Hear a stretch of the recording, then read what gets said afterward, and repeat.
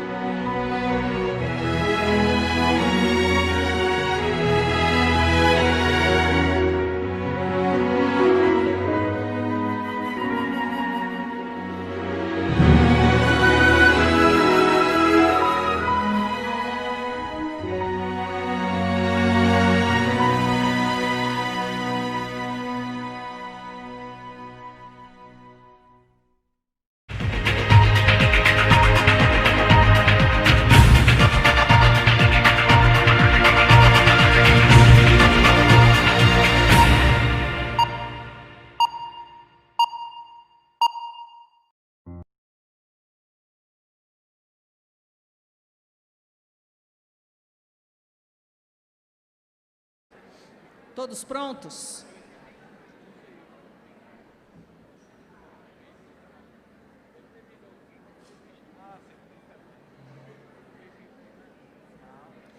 Senhoras e senhores, todos os seus lugares, todo mundo tranquilo, os celulares estão no silencioso ou no modo avião. Quem voltou a conversar com os familiares, não esqueça de tirar o som. Tudo bem? Então, podemos chamar nossa próxima palestrante? Ok. Nós vamos ouvir agora o tema Um Novo Ser Família, com Ana Teresa Camasmi, também psicóloga, mestre em filosofia e trabalhadora no Centro Espírita Tarefeiros do Bem, no Rio de Janeiro. São só 700 quilômetros daqui, é pouco. Muito obrigada por ter vindo. E não esqueçam de anotar as suas questões e entregar para os voluntários que estão de colete nas laterais aqui nos corredores, ok? Ana Teresa, faz favor. A palavra é sua.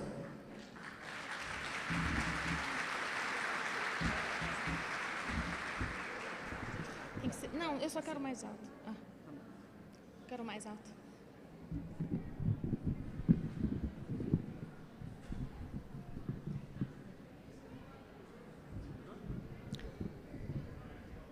Um pouco, mais um pouco. Acho que é assim. Não, não me atrapalha. Não me atrapalha. Não.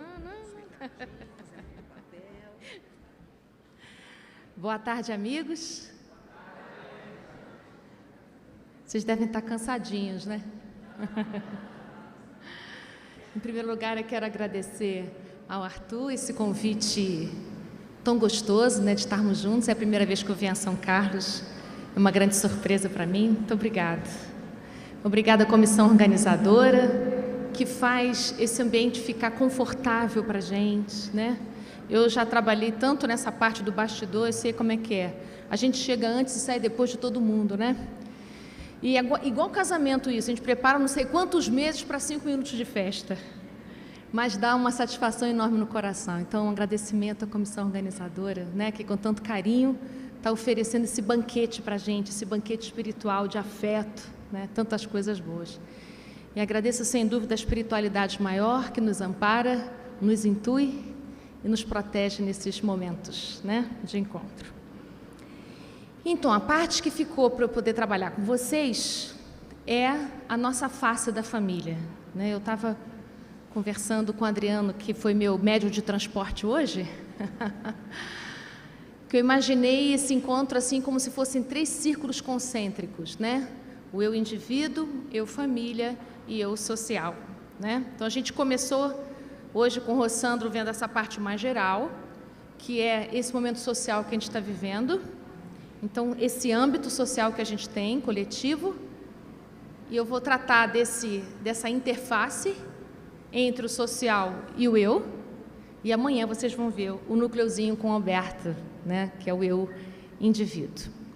E eu entendo que essas 3 dimensões do homem se entrelaçam e não podem ser separadas. A gente separa didaticamente, mas elas se articulam o tempo inteiro. A gente é tudo isso, ao mesmo tempo indivíduo, ao mesmo tempo coletivo.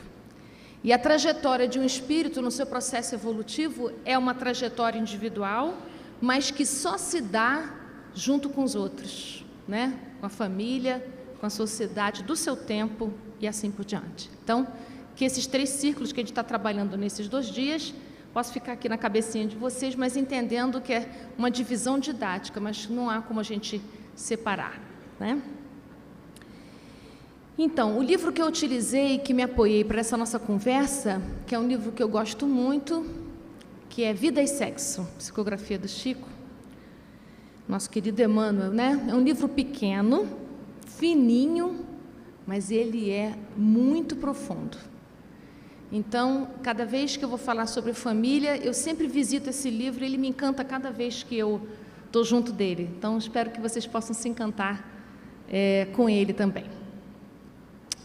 Então, assim, tem 2 forças que estruturam, 2 forças poderosas, que estruturam a vida de um espírito quando encarna, que é a força sexual, que cria a vida, e a força da morte, que dá sentido para a vida. Essas 2 forças, essas 2 estruturas, esses 2 pilares, vão estar mantendo, sustentando a vida da gente aqui. E aí vocês vão me perguntar assim, poxa, mas não deveria ser o amor? O amor vai criar os laços dos indivíduos entre si. E é através das várias encarnações que esse amor vai se tornando cada vez mais apurado, cada vez mais desapegado, crescido e capaz de gerar muitas coisas maravilhosas que a gente conhece. Mas eu queria primeiro falar dessas 2 estruturas fortes que toda encarnação tem. Porque através da força sexual, isso está no capítulo 4 desse livro que eu citei, dessa força que cria a vida, que faz com que a vida possa se perpetuar, né, aqui na Terra, é essa força que nos torna, que nos vincula, que abre para nós a possibilidade da gente formar famílias. Então, é através dessa força criativa, dessa força com esse poder todo, quando nascem os filhos, que uma mulher se torna mãe e que um homem se torna pai. Mas não é só um pai e uma mãe que nasce junto com o filho, né? Nasce também uma avó, um avô, nasce um irmão, né? Quando a gente diz que, oh, meu filho, nasceu seu irmãozinho, mas nasceu ali nele também um irmão que não existia. Então vão nascendo muitas pessoas em nós, quando essa força está em ação, quando gera vida. Então as nossas famílias, elas são conjunção, né, de papéis que a gente tem simultaneamente. Então a gente tem o papel de, ao mesmo tempo, mulher de alguém, não é? Marido de alguém, ao mesmo tempo nós somos avô, avó, ou podemos ser filhos, filhas. Nós habitamos muitos eus, muitos papéis nessas configurações familiares que a espiritualidade nos ajuda a organizar e a sustentar. Essa primeira força, que estrutura o começo das nossas vidas, está numa ponta da encarnação. E a morte, que parece que está na outra ponta, a morte biológica está na outra ponta, mas quando eu falo em força, ela está presente durante a nossa encarnação, desde que a gente encarna. Quando a gente recebe esse corpo para transitar nessa vida corpórea, já começa a se estruturar na gente o fim. Porque nós somos seres finitos, com um tempo determinado de vida corpórea para viver. E o fato da gente ser finito significa nós somos inexoravelmente obrigados a fazer escolhas na vida. Mesmo quando a gente desiste de escolher, a gente está fazendo movimentos de escolha porque o tempo da vida biológica termina.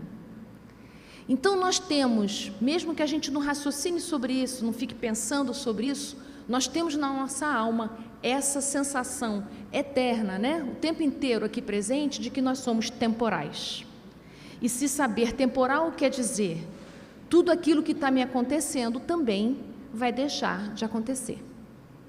Então, saber-se mortal, mesmo a gente sendo um espírito que é infinito, no sentido de ter muitas vidas sucessivas para frente, faz com que a gente se torne responsável pelas coisas que a gente faz na vida. Porque é o tempo que faz isso com a gente. A gente sabe que o tempo está passando, os filhos estão crescendo, né? O tempo está rolando, o dia está terminando, o mês está terminando, a gente está ficando com esse corpo biológico mais velho. E o que é que a gente faz desse tempo entre a chegada aqui na Terra e o meu retorno para a vida espiritual, né? Para o mundo espiritual. Então, a morte, ela é a senhora da nossa vida, porque ela dá sentido para o nosso viver. É justamente porque a vida biológica termina que eu posso escolher viver intensamente a minha vida com direção, com propósito, com vitalidade, com proveito, né? Mas eu posso também, se ficar distraído disso, achar que a vida por si mesma se constrói, se faz, e não pego a vida na minha mão. Então, essa escolha vai estar com a gente o tempo todo, se eu pego a minha vida na mão ou se eu deixo ela andar no seu ritmo, sem os meus cuidados, sem a minha, né, a minha tutela. Tanto num caso como no outro, nós somos responsáveis por isso. É por isso que todos vocês sabem que a gente vai colher aquilo que a gente semear. Se a gente semear tempos vazios, nós vamos colher as consequências dos tempos vazios. Se a gente semear tempos produtivos, tempos úteis, tempos amorosos, a gente vai colher as consequências desse caminho também. Então, essas duas forças que vão permear a nossa vida aqui na Terra, vai estar também compondo as famílias da gente. E quando a gente pensa em família, muita coisa vem no nosso coração, não é verdade? Os nossos sentimentos familiares, eles são muito ambíguos. A gente, às vezes, é profundamente apaixonado pela nossa família e, às vezes, a gente tem vontade de não ter família nenhuma. Tem momentos na vida da gente que a família é a nossa razão de viver. E tem momentos em que a gente sente que a gente não tem nada a ver com essa família, que a gente gostaria de ter nascido em outra família, que não era esse lugar que eu queria estar nem com essas pessoas. Então, o que será que acontece com a gente, em que a gente é atravessado por sentimentos de ordens tão diferentes, antagônicas e fortes, né?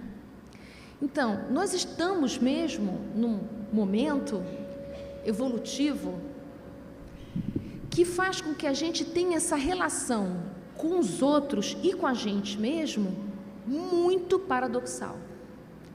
Nós não temos ainda amadurecimento espiritual suficiente para sustentar estabilidades afetivas.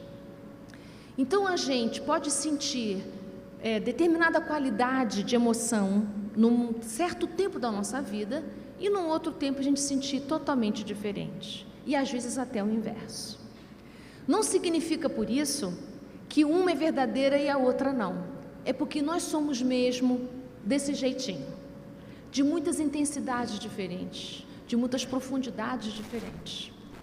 Então, eu queria poder conversar sobre essas diversas modalidades de sentimentos, porque é justamente por causa dessa variação que a gente vai ter muitos conflitos familiares. Está dando eco, né?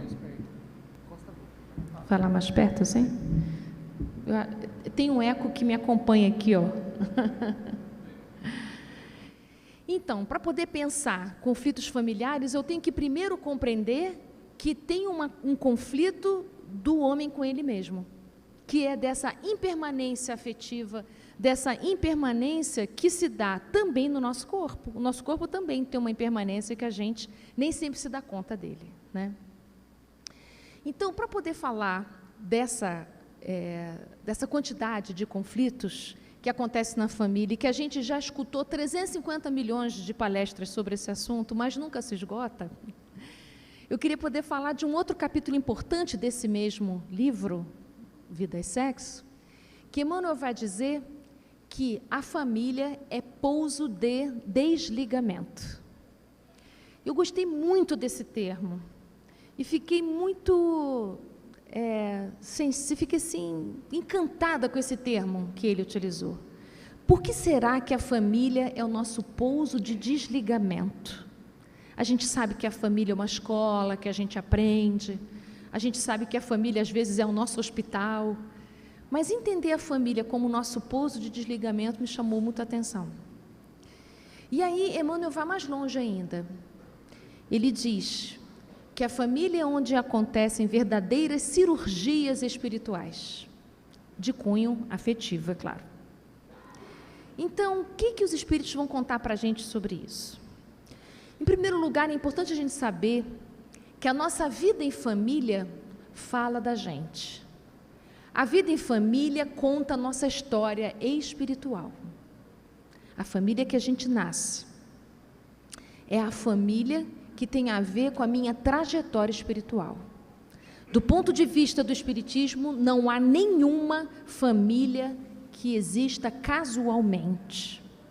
O seu pai, a sua mãe, o seu vovô, a sua vovó, esse mar de gente que te antecede, que inclusive foi esse mar de gente que possibilitou que chegasse a sua vez nessa família, tem tudo a ver com você.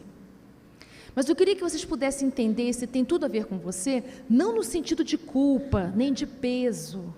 Também não quero dizer nem que é merecimento, que nós somos iluminados. Eu quero dizer, tem tudo a ver, significa, nós temos corresponsabilidade nessa estrutura familiar que a gente nasceu. Então, quando a gente diz assim, eu sinto que eu não pertenço a essa família, isso quer dizer, do ponto de vista espiritual, eu não pertenço a essa família, eu não consigo aceitar que eu pertenço a essa família. Então, quando eu digo, eu tenho a impressão que eu não tenho nada a ver com esse país, eu não me encaixo em nada do que acontece aqui nesse estado que eu vivo, eu não me encaixo em nada do que acontece com a minha família. Isso, do ponto de vista espiritual, eu ainda não consigo concordar com a configuração que eu participei dela para viver. Eu ainda não consigo aceitar isso, eu não consigo concordar com isso. E enquanto a gente não aceita, enquanto a gente não concorda, a palavra concorda eu acho mais forte do que a palavra aceita, que aceita ideia mental, concordar é com o coração da gente, significa que eu ainda não me entrego para essas relações. E a gente só se desenvolve depois que a gente se envolve. Ninguém se desenvolve sem ter se envolvido antes. Então a gente precisa de primeiro ter uma experiência de entrega com a nossa família, exatamente como ela é, para que haja desenvolvimento. Então os conflitos familiares em primeira instância vão se dar, em primeiro lugar, enquanto eu não concordo que a minha família é assim. E ela é assim porque eu tenho alguma coisa a ver com isso. Se eu estou com estas pessoas nesse tempo, nesse momento, eu tenho alguma coisa a ver com elas. Então, eu estou com elas por causa da minha trajetória individual, e eu estou com elas porque eu tenho a ver, como colaborador, com a trajetória deles. Cuidado para não entender que você está aí para salvar. Ninguém nasceu para salvar a vida de ninguém. Mas nós somos colaboradores. Co quer dizer juntos. Somos todos irmãos em processos de crescimento. Então, eu tenho a minha parte aqui no teu crescimento e você tem uma parte aqui para o meu crescimento. Então, os outros da minha família e, em última instância, da nossa família, que é a humanidade, com a família maior que a gente tem, que é a família social, eles vão apresentar para a gente, em forma de conflito, faces nossas que nós temos muita dificuldade de ver. Tem muita coisa que a gente tem dificuldade de ver, porque a gente consegue ver partes da verdade. Não é à toa que a terceira revelação, que é o Espiritismo, só chegou depois da segunda e da primeira, porque é preciso amadurecimento para a gente aguentar uma revelação. Então a gente não consegue ver toda a verdade sobre nós mesmos de uma vez só. Então a gente vai ter várias experiências afetivas e com cada experiência afetiva, faces nossas vão aparecendo. Tem relacionamentos afetivos que acionam a minha sombra mais profunda, outros que estão mais próximos da minha parte iluminada, aí a gente fica respirando aliviado, né?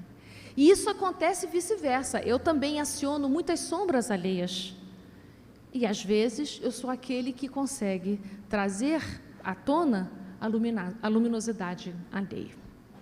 Então, a convivência familiar vai ter esse mosaico, né, de experiências. Só que acontece uma coisa interessante com a gente.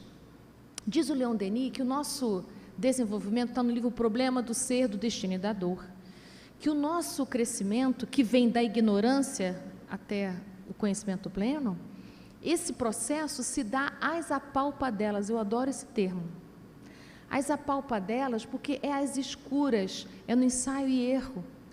Então, o nosso desenvolvimento moral, o que vai acontecer com a gente vai ferir muita gente, e nós vamos ser muitas vezes feridos nas convivências afetivas que a gente estabelecer. O que vai acontecendo na medida em que a gente vai se relacionando uns com os outros? Se eu sou imaturo espiritualmente e você também, na nossa imaturidade, o que a gente quer? Que o outro seja igual a mim, que o outro pense como eu penso. Inclusive a gente diz assim, mas é tão óbvio, como é que ele não sabe? Como é que ele não está vendo que eu preciso disso ou preciso daquilo, né? Só que as nossas necessidades afetivas são diferentes. Então, o que é óbvio para mim, não é óbvio para o outro. Então, a gente vai criando obstáculos, a gente vai criando alguns quistos que impedem que o fluxo do amor possa acontecer. Então, muitas vezes eu amo, mas o amor que eu sinto não consegue chegar no outro, porque não basta a gente amar para que o outro se sinta amado. É preciso que haja condições para que o outro possa receber o amor que eu sinto. E eu também preciso de algumas condições relacionais para poder perceber o afeto que vem do outro. Porque na minha ignorância moral, eu só consigo entender amor do meu jeito. Entender a sua maneira de amar é um grande exercício. Então, nesses nossos desencontros afetivos, nós vamos criando muitas mágoas. Porque tem uma coisa que faz com que a gente crie muitos ressentimentos, que são as nossas idealizações. E as nossas idealizações, elas nascem quando a gente é criança ainda. Quando o espírito está na fase da infância, ele tem uma amnésia natural da reencarnação anterior, das diversas reencarnações anteriores. E essa amnésia natural é necessária para que a gente tenha condição de recomeçar. Só que a gente tem uma amnésia dos fatos, mas nós não temos amnésia emocional, não. Nós continuamos aqui no nosso campo energético emocional, os nossos registros de dores na nossa alma. Nós temos dores de muitas ordens que a gente grava no nosso perispírito. Então, quando a gente vai recomeçar uma encarnação, dizem os espíritos, está no livro dos espíritos isso, que um espírito quando vai encarnar, ele sente medo, porque ele sabe o que vai encontrar e não tem certeza, nenhuma garantia de que ele vai ser exitoso nesse processo. Então, ele vai temeroso, é mais difícil encarnar do que desencarnar, porque o encarnar é um salto no escuro, eu não tenho condição de controlar todos aqueles com os quais eu vou conviver, mas conseguir uma família para a gente conseguir encarnar é uma bênção, né? Então, quando a gente consegue isso, né, um par que possa oportunizar a vida biológica para a gente, isso é um espetáculo para nós. Diz no livro do Evangelho segundo o Espiritismo que é uma dívida que a gente não consegue pagar para os nossos pais. A dívida da gratidão, que é o dom de estar vivo, acordar e estar vivo, isso é maravilhoso, né? Às vezes parece banal, porque a gente conseguiu acordar há 50 anos, não quer dizer que a gente vai conseguir acordar um ano a mais. Todo dia existe a possibilidade da gente não acordar. Por isso que eu disse que a morte é uma força poderosa. E é porque nós podemos não acordar que o dia de hoje é muito importante até que escureça, porque ainda dá tempo da gente fazer alguma coisa. O que você ainda pode fazer por si nesse tempo que você ainda tem, né? O que a gente pode fazer pelos nossos familiares, por essas relações? Então, dentro desse processo de poder encarnar com pessoas com as quais eu ainda tenho ajustes. Diz o Emmanuel que é um pouso de desligamento. Por quê? Porque essas mágoas, que embora eu não saiba, não me lembre da história que aconteceu, gera antipatias e, quando não há mágoas, simpatias entre os membros de uma família. Então, a gente vai encarnar numa composição, não é? Com um grupo e que tem um pouco de tudo. E aí, então, a família é uma estratégia da misericórdia divina para que a gente possa fazer essa cirurgia psíquica. Termo do Emmanuel, cirurgia psíquica. Então, vamos imaginar que eu, numa determinada encarnação, e várias encarnações, tentei, junto com um par amoroso, e cada encarnação a gente criou mais mágoa entre eu e ele. Vamos imaginar isso. Nós temos muitas mágoas não resolvidas, e a gente desencarna assim, super magoado, e a gente não consegue se perdoar dessas lesões que a gente criou entre eu e ele e eu, enfim. E então, como é que a espiritualidade monta o seu próximo grupo familiar? Você vai, na próxima encarnação, vamos imaginar, eu vou nascer filha dele, ou ele vai nascer meu filho, ou ele vai nascer, por exemplo, meu neto. Ele vai nascer e eu vou nascer nessa mesma família em papéis diferentes para que haja desligamento. Por isso que Emmanuel chama de pouso de desligamento, para que possa acontecer o desapego, para que possa acontecer o desenvolvimento. Só que, apesar de ser tão bom ser mãe desse filho, esse filho é um filho que eu tenho muita dificuldade de conviver. Por quê? Porque está acontecendo uma cirurgia entre nós dois. A nossa relação é tênue, é um amor e ódio misturado. É um amor profundo adoecido. Diz a Joana de Ângeles que o ódio é um amor que enlouqueceu, que está doente. Mas olha que misericórdia fantástica que Deus oferece para a gente. Na medida em que Ele vem meu filho, eu posso, através do amor maternal, ir curando essa ferida em mim e nele. E às vezes, essa ferida é tão profunda que não dá nem para conviver no mesmo teto. Há mães e filhos, ou pais e filhas, enfim, né, que para conseguir que a família continue, precisa estar em ambientes físicos separados. Então, para a espiritualidade maior, qualquer passo que você dê na direção da cura, está bacana, está maravilhoso. É o que vocês vieram fazer mesmo. Então, as cirurgias psíquicas que vão acontecer durante uma encarnação são inúmeras, né? Existem histórias de assassinatos em família, existem histórias de suicídio em família, tem muitas mágoas para a gente curar. Então, as diversas configurações que uma família vai apresentar são as diversas chances, são bênçãos para a gente poder fazer diferente.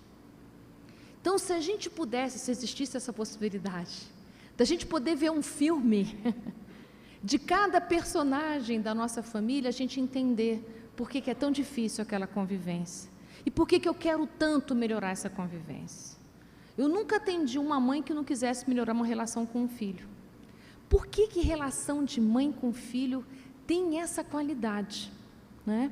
Eu sei que vocês podem pensar, poxa, mas isso é uma coisa cultural, né? Aqui no Brasil, os filhos ficam muito tempo com a sua família. Nos países, né, da América do Norte, com 16 anos, um filho já não está mais em casa e tal. Mas isso não quer dizer que estão curadas as dores, né? Eles vão encarnar em outros lugares, em outros espaços, de outras maneiras, até que essa relação esteja curada. Então, nós vamos repetir os laços, mas não no mesmo papel, para que haja oportunidade de transformação. E aí, então, a psicologia vem, que agora a Joana de Ângeles tem feito essa ponte da psicologia com o espiritismo, né, na série psicológica dela, para poder mostrar coisas interessantes. Eu queria trazer um autor chamado Carlos Koenig, é um médico austríaco, acho que na década de 40, 50, ele trabalhou com crianças autistas. E ele foi o primeiro médico, né, primeiro cuidador de crianças autistas, que tratou as crianças autistas como crianças especiais e não como crianças deficientes, que é como a pedagogia costumava entender e a medicina também. Então, esse médico austríaco, ele observou milhares de famílias e percebeu uma coisa interessante, que cada filho, dependendo da ordem que esse filho nasce, tem um propósito naquela existência. Então, a tarefa do primeiro filho é diferente da do segundo filho, que é diferente do terceiro filho, do quarto, do quinto, do sexto e assim por diante. Então, o Koenig, ele diz o seguinte, que de 3 em 3 as tarefas dos filhos se repetem. Então, existe uma razão pela qual você nasceu como primeiro filho, como segundo, como terceiro, não é casual essa ordem.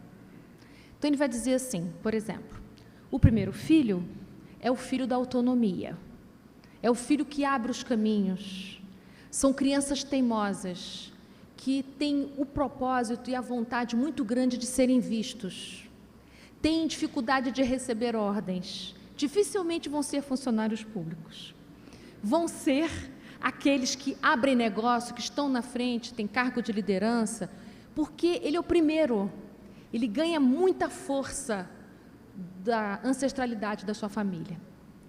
E como primeiro, ele está sempre preocupado com os restantes dos filhos. Ele tem nele a sensação de que se os pais faltarem, ele tem que tomar a dianteira. Só o primeiro filho sente isso. O segundo filho é o filho mais sensível, é o filho artista, é o filho do sentimento. Ele precisa sentir o mundo e sentir as pessoas. É o filho que toca, que desenha, que canta, que dança, que traz a arte, o sensível para o lar. E por isso, ele é muito pouco preocupado com as coisas materiais e das coisas mentais. Ele é totalmente regido pelas emoções. O terceiro, Koenig chama do filho profundo. É o filho que quer entender o mundo. É aquela criança que desmonta o brinquedo todinho para montar outra vez. Quer pesquisar as coisas profundas, gosta de ficar num laboratório, gosta de ficar estudando sozinho, quer entender a alma humana, quer entender a física, a química, a biologia. Então, depois do terceiro, o quarto repete a tarefa do primeiro. O quinto repete a tarefa do segundo. O sexto repete a tarefa do terceiro. E assim por diante. De 3 em 3, repete isso. E o Koenig diz o seguinte, essa ordem você tem que pensar em relação aos filhos do seu pai, não da sua mãe. Você é o primeiro filho do seu pai, o segundo ou o terceiro. E valem, para essa contagem, os filhos mortos também. Abortos, provocados ou não, também fazem parte da contagem. Então, o que é interessante? Por que eu trouxe essa ideia do Koenig aqui para vocês? Porque o Koenig, como ele não era espírita, ele fez uma análise fenomenológica, né? Ele foi agrupando as crianças que eram primeiras, segundas, terceiras, e foi vendo essa característica que se repetia. Mas vamos pensar aqui do ponto de vista do pouso de desligamento do Emmanuel, ver se não faz sentido a versa. Se a espiritualidade nos ajuda a organizar a nossa família com a finalidade da gente curar ferida da alma, para poder fazer cirurgias psíquicas, para poder dissolver cânceres da nossa alma, porque numa família nascem juntos o assassino e a vítima, né? Basta ver a história do Sigismundo, né, gente? Se nasce na mesma família dores tão profundas, como é que vai ficar? Sensacional juntar o Koenig com isso. Alfred Adler também estudou isso, né? O lugar da gente da família. Significa que a ordem que você nasceu na sua família é a ordem certa para o seu desenvolvimento. Se você sente vontade de ocupar outro lugar, você está transgredindo a ordem do Carlos Koenig aqui e está abrindo mão da chance que a espiritualidade organizou para que você pudesse se curar. Então, vamos falar de algumas desordens que pode acontecer. Vou imaginar aqui uma coisa hipotética, né? Um homem e uma mulher se separam, o que acontece com as crianças? Quando vê a mãe magoada ou quando vê o pai magoado, o que vocês acham que acontece? A criança quer salvar. E é muito importante lembrar isso. Toda criança quer salvar seu pai e sua mãe. Por quê? Porque as crianças se acham dotadas de poderes. Ela não acha que ela é o super-homem, que ela é a Branca de Neve, ou sei lá o quê. Ela acha que ela tem o poder de salvar os adultos. E um adulto carente deixa. E abre campo para que a criança tome o lugar de salvadora. E ela toma partido. E em vez dela continuar sendo criança, ela rapidamente entende que ela tem que ser adulta e ocupar o lugar daquele que está faltando. Então, ela saiu do lugar de primeiro filho, de segundo filho, de terceiro filho e virou par. Tchan, tchan, tchan, tchan. O que vai acontecer com a cirurgia psíquica que eu falei? Deu ruim. Porque para que acontecesse a cura, era preciso que o filho ficasse no lugar dele, de filho. Para acontecer a cirurgia no coração da mãe ou no coração do pai, era importante que ele se mantivesse no lugar de pai e de mãe. Então, o que vai acontecer? No livro Vida e Sexo, Emmanuel vai desenvolver essa ideia. Pais imaturos vão complicando a vida dos filhos por causa disso. Não são culpados, são ignorantes ainda dessa questão. Então, a gente quer que as crianças fiquem do nosso lado contra o outro cônjuge, conta para os filhos o que acontece entre os pares, e aí, gente, os filhos vão saindo do lugar completamente, e não conseguem dar conta da tarefa que eles vieram fazer nessa existência. Então, o que é que o Espiritismo está contando para a gente nessa página do Emmanuel que eu estou aqui me referindo, que é o capítulo 15, chamado Desvinculações? O que Emmanuel está dizendo para a gente? Presta atenção no seu lugar da sua família. Você é o caçula e está se comportando como o mais velho? Querendo tomar conta de tudo? Querendo resolver tudo sozinho? Querendo tomar decisões? Não foi esse lugar que a espiritualidade te ofereceu. Se você veio como caçula, há razões para você estar nesse lugar. Então, o caçula precisa entender que tem irmãos antes dele e que ele precisa deixar ao encargo dos irmãos e dividir com eles as diversas decisões que são necessárias, né?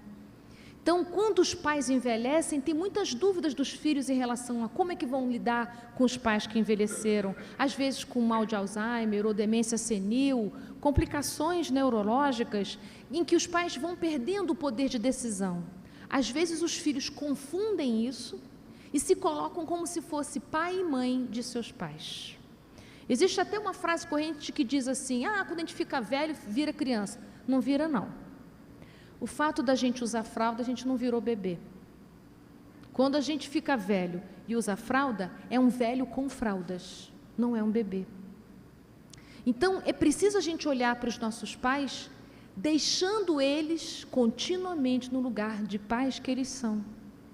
Então, você pode, de vez em quando, deitar sua cabeça no colo do seu pai ou da sua mãe, mesmo ele não entendendo nada, mesmo ele nem sabendo que gesto é aquele, mesmo quando ele não sabe que você é o filho, porque os neurônios não permitem mais esse tipo de resposta. Então, a gente precisa lembrar que a gente é pequeno diante dos nossos pais. Lembrar-se pequeno significa a gente habitar o lugar da humildade, que é difícil a beça para a gente. Se eu nasci filho destes, é porque há uma programação espiritual para que eu aprenda a respeitar essa hierarquia. Eu preciso me dobrar diante destes. E se determinados espíritos vieram nessa existência como meus filhos, eles precisam aprender esse lugar de dobrar-se. Então, as relações familiares vão se dar sempre em duas mãos, tá certo? Eu sou pequena em relação a alguém que vem antes e sou grande em relação a quem vem depois. Então, eu não posso abdicar do meu lugar de grande, né? Anteontem eu estava conversando com uma amiga minha, que tem uma senhora já, que tem uma filha muito explosiva, que trata ela com muita aspereza. E aí eu estava conversando com ela me contando uma das asperezas, né, que ela havia ajudado a filha a organizar alguma coisa, mas ela não organizou exatamente como a filha queria. E aí a filha destratou ela, reclamando por que ela via organizando daquele jeito, que não é assim que ela gosta, e falou um monte de palavras difíceis para ela. E eu perguntei: e você respondeu o quê? Ela disse: eu não respondi nada. Eu não respondi nada porque eu fiquei com medo de explodir também. Eu falei, sei, e aí você engoliu isso e ela continuou achando que está correto, não é verdade? É verdade. Então, fiquei eu pensando, eu já tinha estudado aqui para o nosso encontro, assim, essa cirurgia psíquica, ó, não está rolando. E eu perguntei para ela, mas olha, sempre foi assim em relação de vocês? Sempre. Olha só que dica. Sempre. Então, tem um livro chamado Ceareiros de Volta, que tem uma página, Ceareiros de Volta, porque são espíritas que desencarnaram e mandaram mensagens. Por isso que é Ceareiros de Volta. Lindo esse livro, gente. Foi Valdo Vieira que psicografou, é um livro belíssimo. Tem uma mensagem de Eurípides Barçanufo, chamado Nossas Vítimas. Olha, esse texto é um soco no estômago. Porque Eurípides diz o seguinte, que essas pessoas que a gente reclama, que são nossos algozes, que nos maltrata, são eles as nossas vítimas de ontem. É para a gente pensar. Quem realmente é vítima das circunstâncias? Então, a qualidade maior, essa história de vítima e culpado, está toda hora trocando, então vamos desistir, ninguém é vítima de nada. Então, diz Eurípides, a rigor não há inocentes na terra. Olha isso, ninguém aqui é coitadinho. Então, a gente precisa revisitar os nossos corações. Daí eu disse para ela o seguinte, olha só, você precisa poder responder para sua filha amorosamente. Você precisa dizer para ela que essa maneira como ela te trata, você se sente desrespeitada. Você precisa dizer que dói. Se você não diz que dói, o que ela entende? Que você suporta. E, na verdade, você não suporta, você está aqui sofrendo muito. Então, quando a gente não coloca o limite para o mal, a gente é conivente com ele. Então, a gente precisa poder se posicionar. Eu não preciso agredir, mas eu preciso me posicionar. Então, quando eu abro mão de me posicionar, como é que a cirurgia acontece? Um médico, quando ele faz a cirurgia, ele faz o que é necessário. Então, nós, quanto pai e mãe, precisamos fazer o que é necessário. Toda vez que a gente fica escolhendo a avenida do eu não quero entrar em conflito, eu não quero brigar, eu não quero piorar, isso é medo, o nome disso. A gente tem medo. Medo da gente ser excluído, medo da gente ser abandonado, medo da gente perder esse afeto. Só que a finalidade aqui dos nossos relacionamentos é outra, é para o nosso desenvolvimento. Nós somos corresponsáveis pelo desenvolvimento daqueles que convivem no nosso lar. Qual é a minha parte? Qual é a parte que eu estou fazendo para que eu possa auxiliar meu filho no seu desenvolvimento? Que fizeste do filho confiado à vossa guarda? Essa é a pergunta que está no Evangelho, capítulo 14. O que você fez com esse filho na relação com ele, que foi confiado à vossa guarda, né? Meu filho, quando entrou na adolescência, disse assim, mãe, você manda muito. Eu falei, mando mesmo, eu sou sua mãe, rapaz. Você pode gostar, você pode não gostar, eu mando mesmo. Aqui eu mando. Porque na adolescência, o que vai acontecer? Na adolescência tem uma ambiguidade. Porque ali aquele espírito está completando o seu processo de mergulho na carne. Então, até os 7 anos, ele está entendendo que chegou aqui na Terra. Dos 7 aos 14, que é o segundo setênio aqui, ele está nesse processo de amadurecimento para, na adolescência, completar o seu processo. Então, ele vai estar no questionamento da sua autoridade. Ele quer o seu lugar, mas não tem condições morais de habitar o seu lugar. Então, a gente tem que deixar ele habitar o nosso lugar? Claro que não. Eu preciso o tempo todo lembrar para ele qual é o seu lugar. Por isso que é pouso de desligamento. Se cada um estiver fora da sua cadeira, como é que vai acontecer o desligamento? Porque quando há o arrastamento das más paixões, na questão 645, os espíritos vão responder que os arrastamentos das más paixões, vão nos arrastar muito, mas aí o nosso trabalho é da gente dizer não para esses arrastamentos. Então, o que vai acontecer com a gente na convivência da família? A gente vai sentir muita vontade, quase irresistível, quase, dizem os espíritos que é quase irresistível, de repetir o padrão de relacionamento anterior.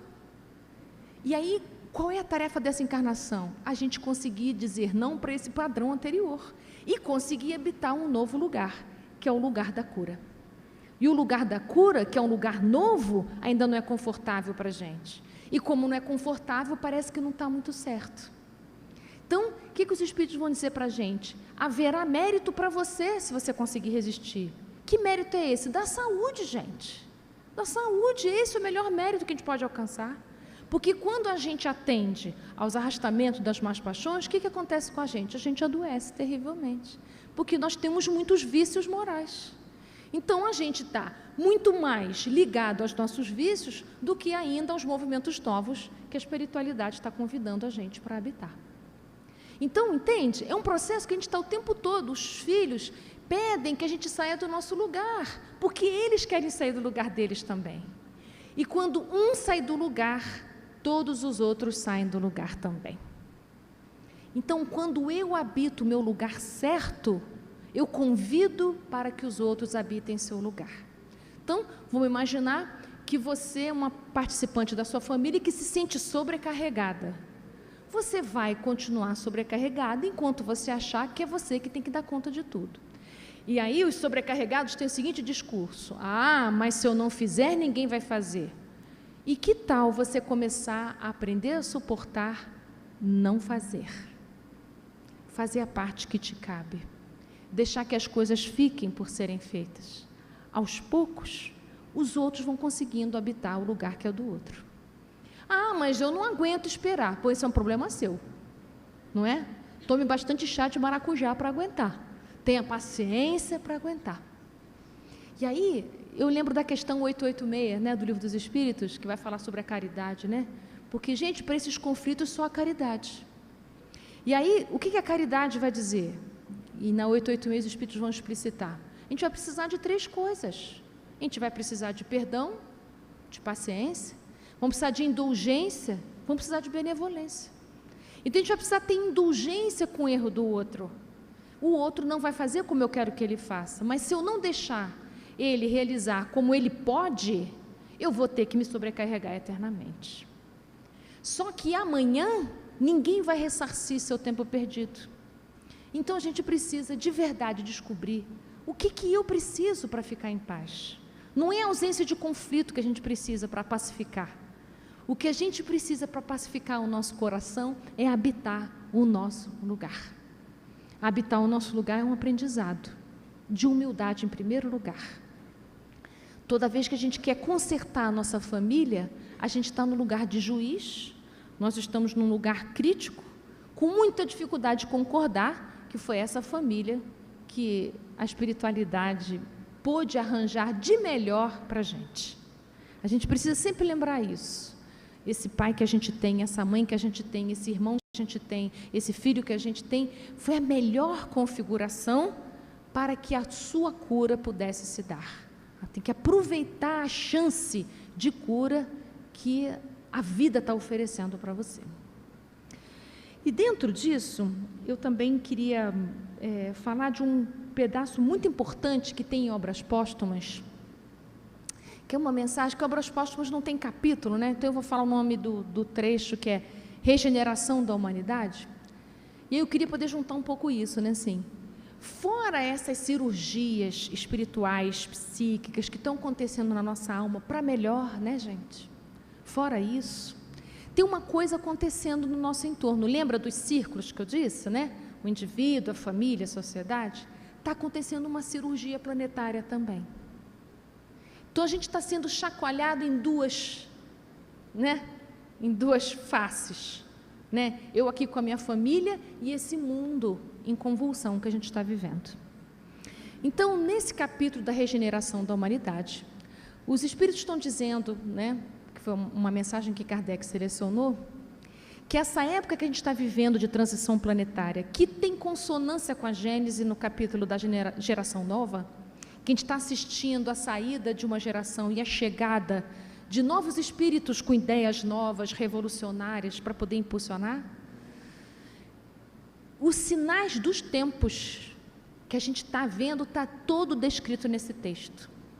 Então, os espíritos dizem que vão acontecer muitos suicídios, que vão acontecer suicídios com as crianças, que vão acontecer muitos casos de enlouquecimento. Então, é um momento de transmutação de valores. Então, é um momento também, e a gente está assistindo isso, de grande isolamento social. Não é estranho, parece estranho isso, né? Momento de tanta convulsão e muito isolamento. Jovens completamente absorvidos, né, pelo computador, abrindo mão das suas relações reais. E aí, como é que fica a família com essa questão?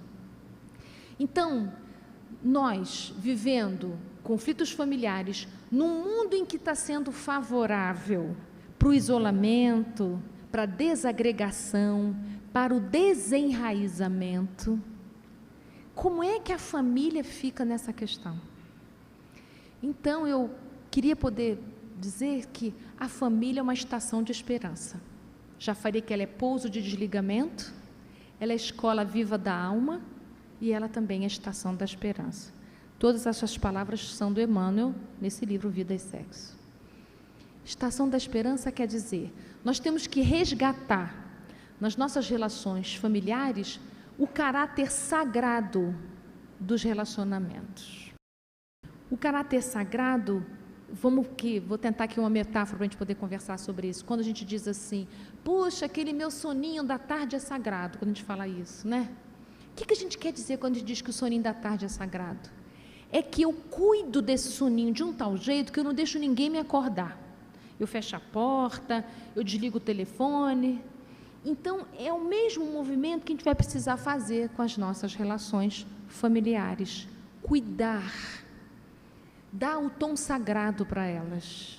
Revitaliza refeições em família, porque é quando a gente faz refeições juntos que a gente resgata o aprendizado da fraternidade, de poder olhar.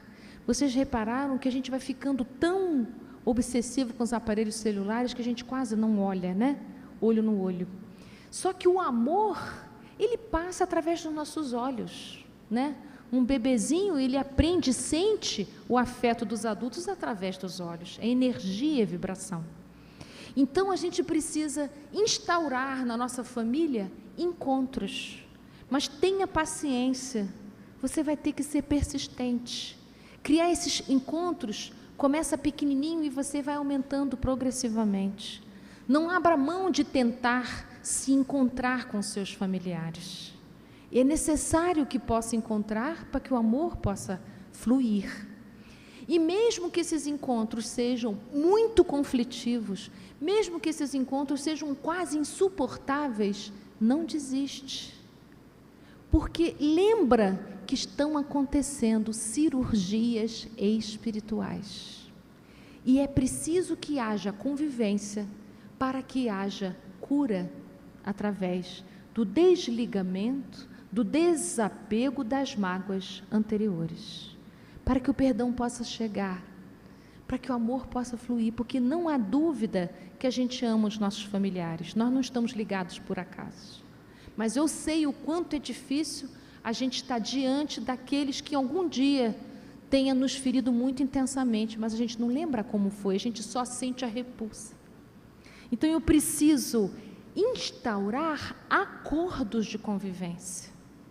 E instaurar acordos de convivência significa, não é como eu quero, é como a gente pode. O que é possível aqui?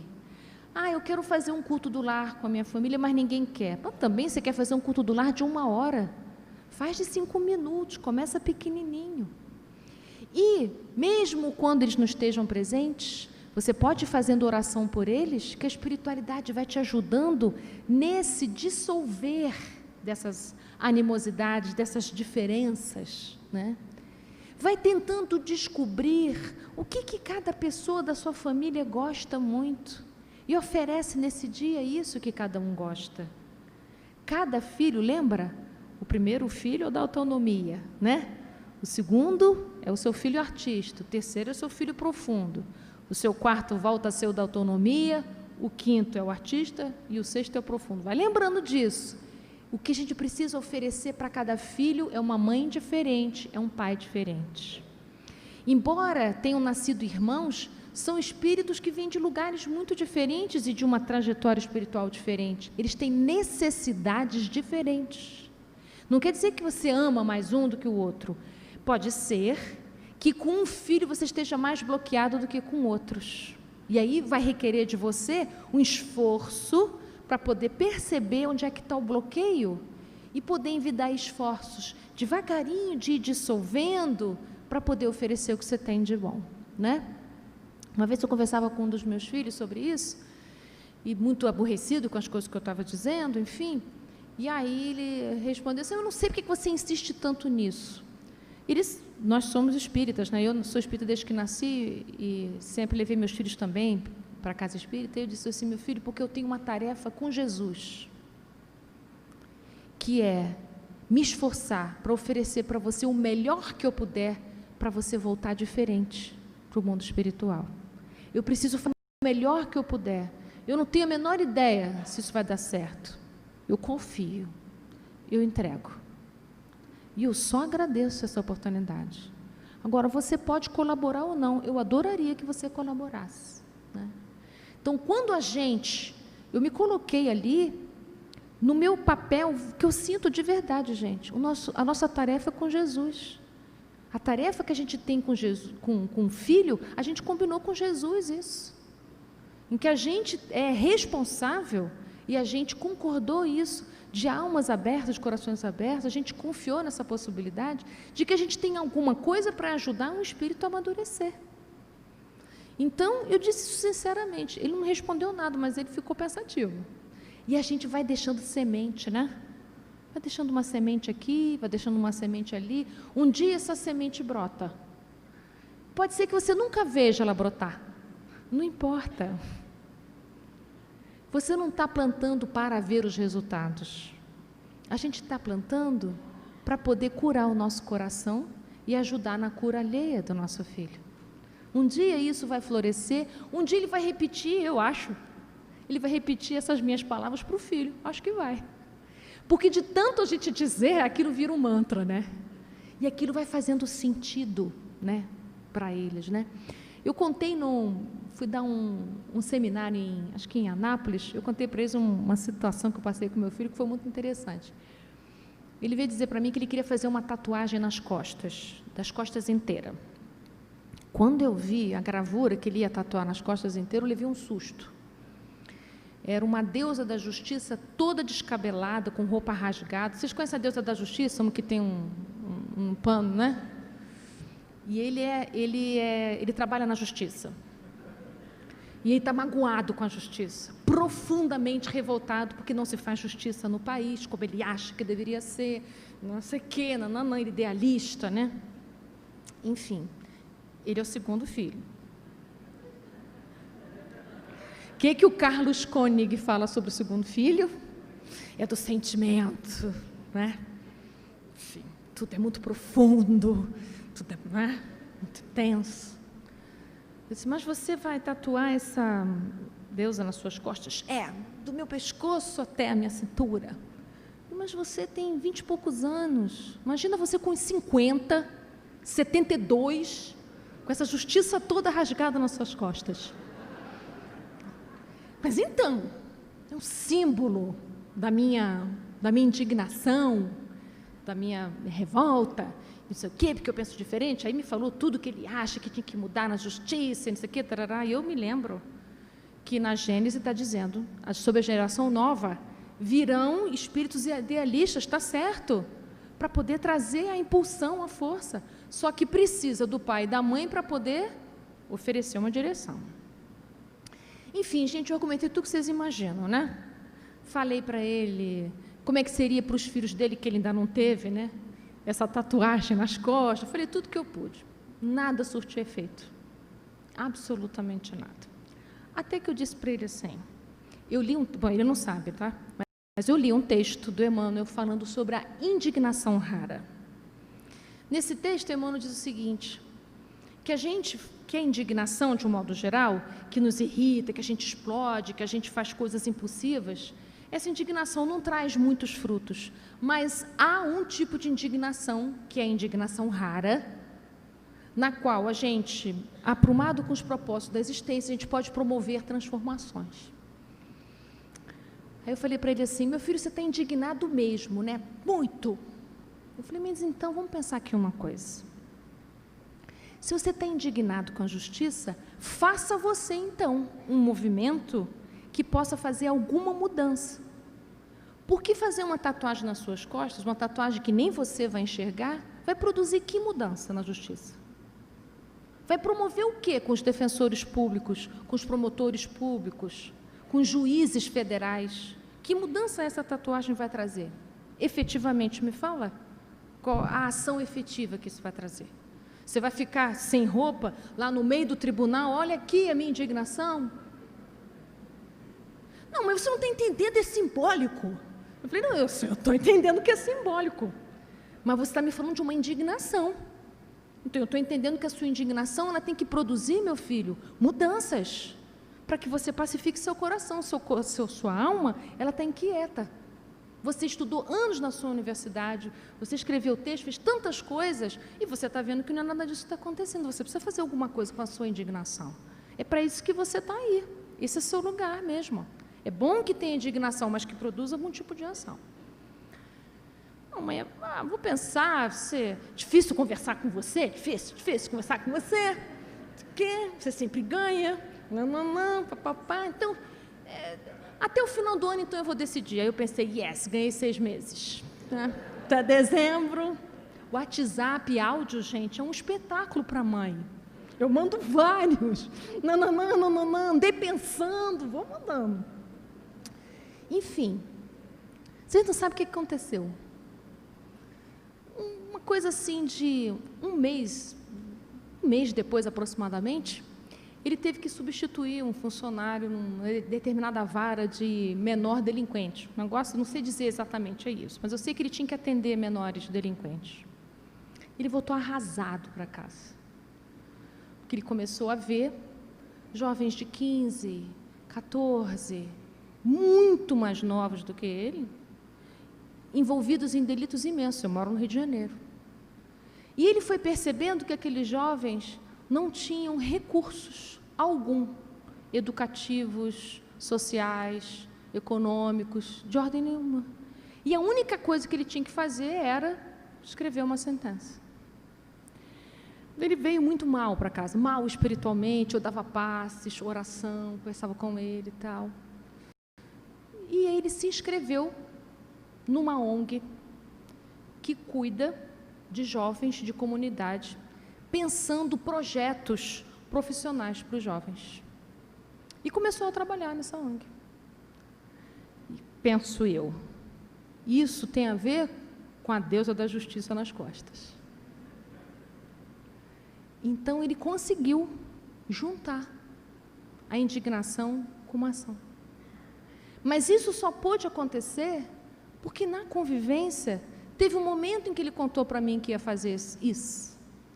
E eu acho que ele pôde contar para mim que iria fazer essa tatuagem, porque a gente tem encontros fortuitos, rápidos, a gente nem mora mais junto, né? Mas que a gente consegue olhar no outro e contar o que vai fazer, o que está acontecendo. Então, quando eu me lembro de que eu tenho uma tarefa com esse espírito para que ele possa dar um salto na direção do seu propósito de vida, na direção do seu propósito espiritual, eu vim como mãe, eu tenho alguma coisa a ver com isso. Eu não posso me omitir. Eu não posso dizer é a escolha dele, ele é livre. Não, a escolha é dele, mas eu posso sugerir. Eu posso dizer o que eu penso a respeito dessa escolha, sim. Eu não posso obrigar, eu não posso ameaçar, eu não posso determinar, mas eu não posso deixar de me posicionar. Então, quando uma indignação de um jovem se transforma em ação, a gente está ganhando passo na direção de um mundo melhor. Agora, quando essa indignação vira movimentos que não vão gerar impactos na vida, que transformação a gente está fazendo nessa transição planetária? Então, quando eu me coloco aqui, por exemplo, a falar para vocês, essa é a minha parte na transição planetária. Eu não posso me omitir disso. Porque as coisas às quais eu penso e que produzem movimento na minha vida podem, de alguma maneira, trazer movimento na vida de vocês. Eu imagino que quando vocês chegarem em casa, eu vou olhar para os seus filhos diferentes. Ele é o primeiro, é o segundo ou o terceiro? Né? Será que ele está no lugar? Será que eu estou arrastando o meu filho para um lugar que não é dele? Se ele estiver fora do lugar, ele não vai produzir os frutos necessários. Um coqueiro tem que ficar no Nordeste, gente, para poder dar água de coco doce. Se você pegar um coqueiro e plantar ele no Alasca, não vai ter coco, nem muito menos água de coco doce. Então, um filho tem que estar no lugar de filho. Você não pode dar poder para ele, de dono da casa, de partilhar com você das decisões, né? Não, eu e meu filho, nós somos amigos. Já começou a complicar. Se a espiritualidade tivesse achado que seria bom para você e para ele que vocês fossem amigos, vocês teriam nascido na mesma época. Por que você nasceu antes? É o pai e a mãe. Porque a espiritualidade conta com a sua experiência de vida para você oferecer para esse filho um amparo para ele. Então a gente precisa começar a se lembrar desse lugar que a gente ocupa. O que eu tenho feito para que esse espírito que está nas minhas mãos possa dar um passo na direção do seu crescimento? O que é que eu tenho feito por mim para que eu possa dar um passo no meu processo evolutivo, né? Quando o meu filho faleceu, eu tive um sintoma estranhíssimo. Eu achava tudo que eu fazia estranho e banal. Tudo que eu fazia, as palestras, o meu trabalho, eu não conseguia entender por que de repente tudo tinha ficado tão estranho. Claro que no luto tudo fica esquisito mesmo, mas fora isso, eu não conseguia entender muito bem o que estava acontecendo, até que eu tive um estalo. Como eu não tinha conseguido terminar o que meu coração achava que eu tinha que terminar, porque ele faleceu com 20 anos, 20 anos não está pronto ainda, né? Principalmente nesse país que a gente tem, da maneira como o nosso país se configura, 20 anos um jovem ainda está fazendo universidade, né? Então ele tinha 20 anos, então assim, eu tinha ainda coisas para fazer junto com ele. Então a impressão que eu tinha é o seguinte: eu ainda estava envolvida com esses meus projetos com ele. Então, qualquer coisa que eu fizesse na minha vida não estava à altura daquela tarefa tão grande que eu tinha pela frente. E aí eu comecei a pensar assim, não, espera aí, eu continuo mãe dele. Nós estamos em estações diferentes. Claro que o processo educativo de um filho desencarnado é diferente do processo educativo de um filho encarnado, porque aqui ele tem que lidar com coisas materiais, mas eu continuo mãe. Então, eu preciso me haver com essa nova maneira de me relacionar com ele. Não cessa seu lugar de mãe, porque seu filho desencarnou. Não cessa seu lugar de filho, porque seu pai desencarnou. Continua sendo seu pai, continua sendo seu filho, até que uma nova configuração se dê. Então, a gente vai lidando com essa mudança e essas transformações de papéis aqui e lá. Então, mesmo que seu filho e sua filha tenham casado, tenham tido filhos, você continua sendo mãe. Só que agora no lugar de vó também. Então, você vai ter que administrar 2 papéis simultâneos. E aí a gente tem que ter muita delicadeza e gentileza. Bem-aventurados os mansos. Então, a gente precisa, com a mansidão, habitar esses lugares, né? Com bastante flexibilidade, para a gente não atropelar com as nossas carências. E para terminar, porque já me apontaram aí que eu tenho que terminar, eu separei um texto que eu achei bonito demais, que é do Fernando Pessoa, um poeta português, está no livro O Eu Profundo. É uma prece que Fernando Pessoa escreveu. E o que eu mais gostei dessa prece é a última frase. E é por causa dela que eu queria ler para vocês. Então, Fernando Pessoa diz assim: Senhor, que és o céu e a terra, que és a vida e a morte, o sol és tu, e a lua és tu, e o vento és tu também. Onde nada está, tu habitas. Onde tudo está, eis teu corpo. Dá-me, Senhor, a alma para te servir e a alma para te amar. Dá-me vista para te ver sempre no céu, na terra. Ouvidos para te ouvir no vento e no mar. E mãos para trabalhar em teu nome. Torna-me, Senhor, puro como a água e alto como o céu. Que não haja lama nas estradas dos meus pensamentos. Que não haja folhas mortas nas lagoas dos meus propósitos. Faz com que eu saiba amar os outros como irmãos e te servir como um pai. Minha vida seja digna da tua presença, que meu corpo seja digno da terra, que minha alma possa aparecer diante de ti como um filho que volta ao lar. Torna-me grande como o sol, para que eu te possa adorar em mim. Torna-me puro como a lua, para que eu te possa rezar em mim. E torna-me claro como o dia, para que eu te possa ver sempre em mim. Senhor, protege-me, ampara-me, dá-me que eu me sinta teu. Senhor, livra-me de mim. Muito obrigada.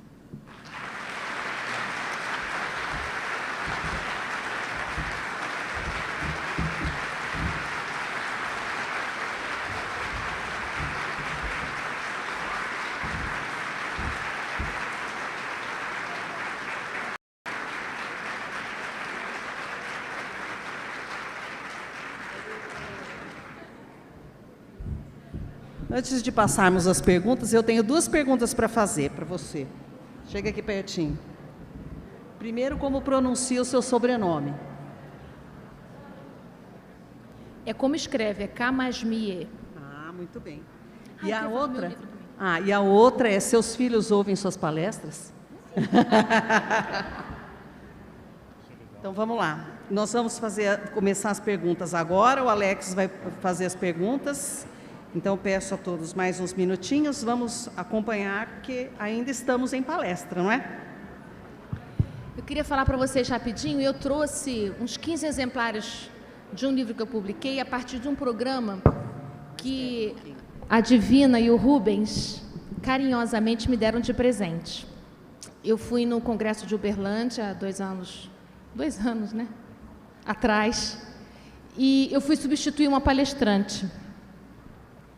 E eu fui muito preocupada. Ai, meu Deus, a gente quando substitui palestrante é um problema, né? Porque o grupo está esperando uma pessoa e vem outra, né? Mas até que eu falei direitinho. Mas aí o Rubens e a Divina gostaram tanto e me convidaram para eu fazer um programa na rádio que se chama Palavras para a Alma.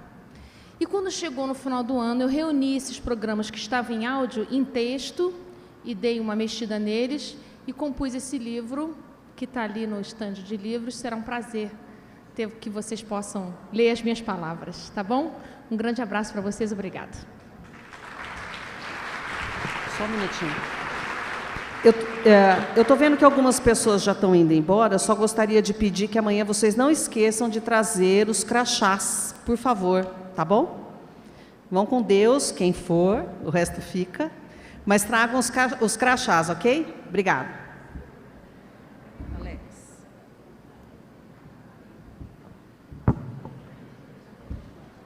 Alô?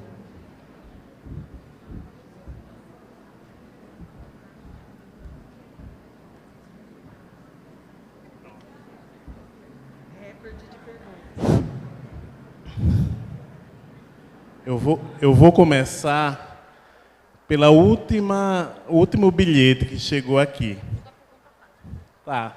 Ela está dizendo que só pergunta fácil. Mas essa é um consolo. Sua fala foi um acalento. Obrigado. Oh, que delícia. Obrigada. Verdade. Eu acho que tem umas 100 perguntas aqui.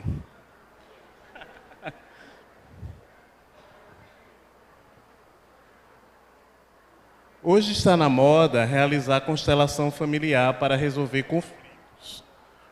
Como o Espiritismo vê isso? E tem uma outra aqui. Algum conflito entre Carlos, acho que são teóricos da constelação, Carlos Comig e Bert. Essas perguntas teóricas assim, Vocês podem me perguntar off, né? Melhor. Eu falo sim isso, mas acho que fica meio fora do que eu Então, trouxe total. Essas duas sobre constelação familiar, porque eu faço constelação familiar, conheço esses teóricos, eu posso esclarecer para vocês com amor e carinho, mas aí a gente fala separado. Tem perguntas que talvez possam ser mais úteis para o grupo maior, tá? Não fiquem tristes não, podem me procurar que eu respondo.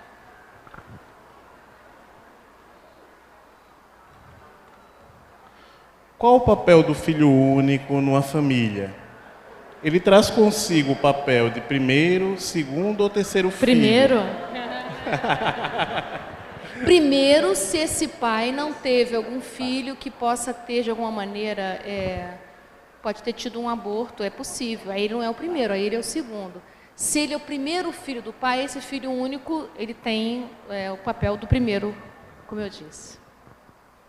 O filho que é adotado por uma família, essa família é pouso de desligamento ou a família em que nasceu, biológica? Olha, de cada caso é um caso, mas a gente precisa lembrar que um filho adotivo não chega na vida da gente do nada, né? A gente tem alguma coisa a ver com essa história. Então vão acontecer os desligamentos necessários, tá? A espiritualidade, ela aproveita todas as chances, todas. Na família de origem, na família adotiva, todas, para poder ajudar o desenvolvimento de todos nós. Quando a morte leva prematuramente a mãe ou o pai, como fica a ordem dos filhos? Quando uma mãe desencarna ou um pai desencarna antes que esses filhos estejam prontos para a vida adulta, a família vai se reorganizar para que esses filhos possam chegar. O perigo é que essas crianças tenham que amadurecer rapidamente para ocupar lugares difíceis, né? E isso acontece muito. Isso acontece com muitos prejuízos afetivo-emocionais. Então, eu não estou dizendo que é sempre, mas é comum acontecer que essas crianças, quando cresçam, procurem no casamento, no par do casamento, essa falta que aconteceu na sua infância. Mas não quer dizer que isso é uma regra, tá? É o que acontece muitas vezes. Você disse que cada filho tem o seu papel no caso de adoção do primeiro filho. A classificação é a mesma? É o quê? A classificação é a mesma? Filho adotivo? Sim. No caso de filho adotivo, não. Essa ordem que esse autor, o Carlos Koenig, estudou, são para os filhos biológicos, tá? O que um filho ou um pai deve fazer quando um ou outro não assume o seu papel de pai ou filho? Então, vou ter que imaginar, né? Quando o filho percebe que o pai fica escorregando, né? Isso. Para ser irmão mais velho, o filho pode lembrar a seu pai que ele é pai. Pode dizer, pai, esse assunto é seu e da minha mãe. Pai, essa questão é sua. Pai, eu te amo, mas eu não vou dar conta disso, né? Pai, olha só, você também teve pai, eu preciso de você nesse lugar de pai. E se você é o pai, por exemplo, e o seu filho não fica no lugar de filho, seu filho quer mandar em você, quer dizer como é que você tem que fazer as coisas e tal, você que tem que dar esse limite. Meu filho, eu sou grande e você é filho ainda. Quando você for pai, aí você vai dar ordem. Combinado assim? Então, seja seu falar, sim, sim, não, não. Lembra das cirurgias psíquicas que Emmanuel se refere no capítulo 15 do livro Vida e Sexo. Como nos relacionar com o filho que nem acredita em Deus? Não podemos nem tocar em nome de Jesus. Ele não se relaciona bem conosco, diz que vai sair de casa porque não aguenta nos ouvir falar em espiritismo, tem mais de 30 anos e ameaça sair, mas não sai.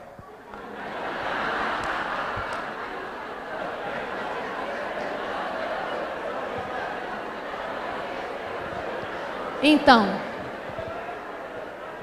sabe por que a gente está rindo? Que acontece na casa de todos nós a mesma coisa. Por isso que a gente está rindo assim, né?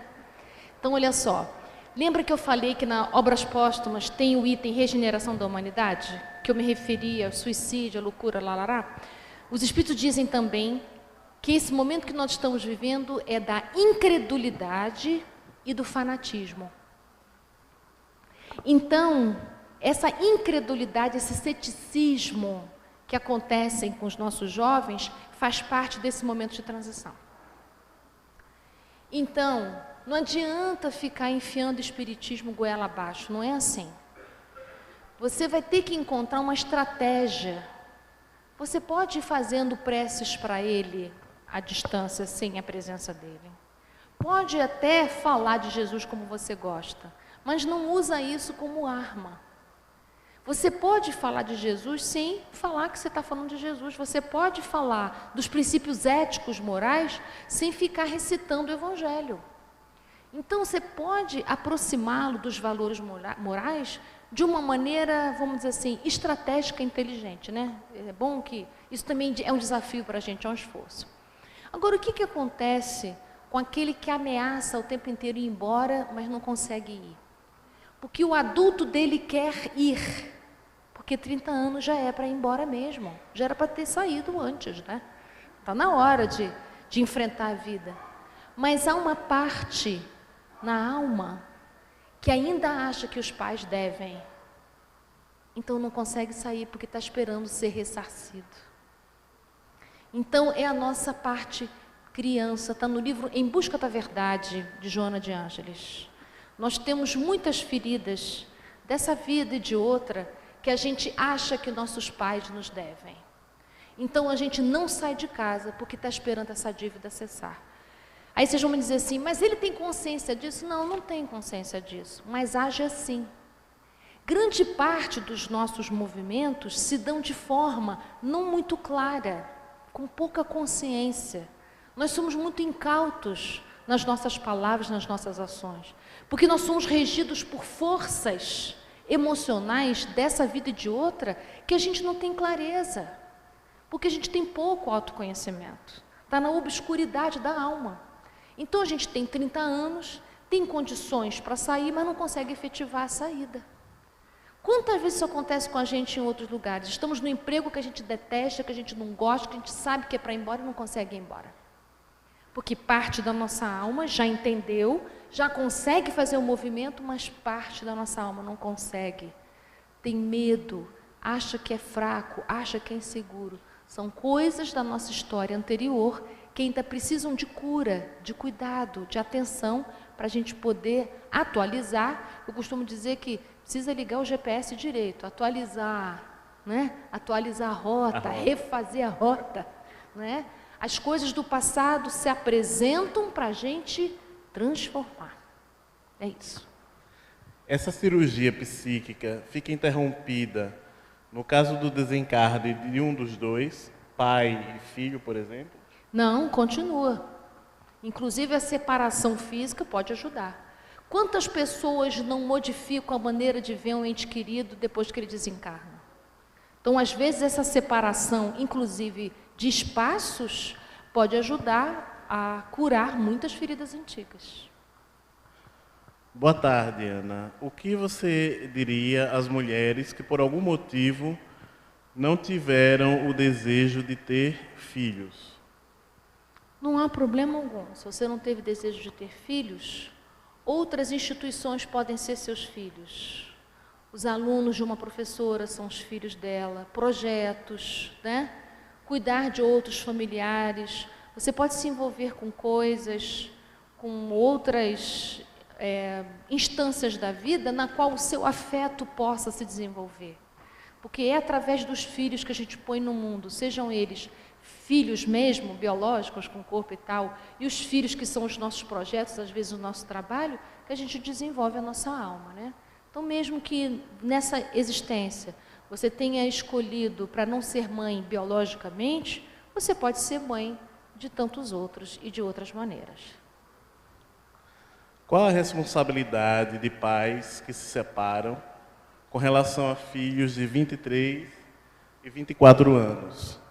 Que problemas geramos com relação às cirurgias que deveriam ser feitas?